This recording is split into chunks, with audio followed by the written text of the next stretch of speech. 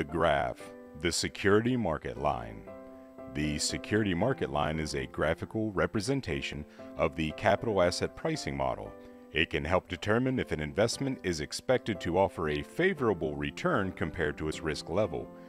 The security market line's slope is influenced by the risk premium, with a steeper slope indicating a higher risk premium. A security that is above the SML is considered undervalued because it offers a higher expected return for the same level of risk.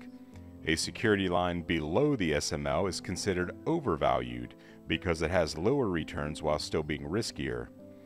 The formula for plotting the security market line is required return equals the risk-free rate of return plus beta, which is market return minus the risk-free rate of return.